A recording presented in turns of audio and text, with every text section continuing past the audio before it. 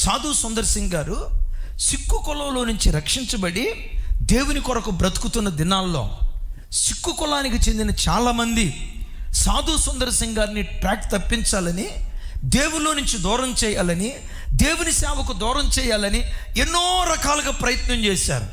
ఆ చేసిన ప్రయత్నాల్లో ఒక ప్రయత్నం ఏంటో తెలుసా?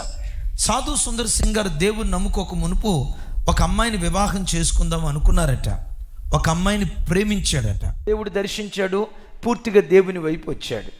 ఆ దినాల్లో ఓ రోజు సాధు సుందర్ సింగ్ గారు పార్కులో ఉన్నప్పుడు, ఏదో ప్రార్థన చేసుకుంటూ దేవుని సన్నిధిలో పార్కులో ఉన్నప్పుడు, ఈ విరోధులంతా ఆ అమ్మాయిని బాగా డెకరేట్ చేసి, అందంగా అలంకరించి, అందంగా ముస్తాబు చేసి, తాను శోధించబడేటట్లుగా ఈ అమ్మాయిని ఆయన దగ్గరికి పంపించారట.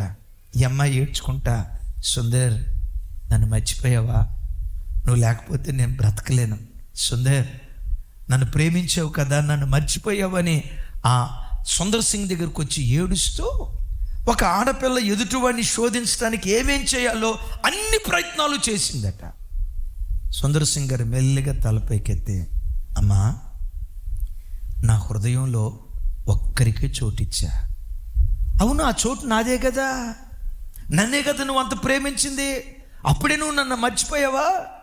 లేదు లేదు, నా హృదయంలో ఒక్కరికే చోటిచ్చా. ఆ ఒక్కడే నా ఆరాధ్య దైవం ప్రభు అయిన యేసుక్రీస్తు వారు. యేసుక్రీస్తుకు తప్ప నా హృదయంలో ఇంకొకరికి నేను చోటివ్వను. అయ్యో 3 సంవత్సరాలు మనం ప్రేమించుకున్నామే, ప్రాణానికి ప్రాణం అనుకున్నామే, ఇలా ఎట్లా నువ్వు మర్చిపోతావు? నా హృదయం యేసుకు మాత్రమే ప్రతిష్ఠించా. ఇంకెన్నడూ నా దరిదాపులకు రావద్దు, అసహించుకుంటా. బిడ్డలారా, ఇంత స్థిరబుద్ధి కలిగి ఎలా బ్రతకగలిగాడు?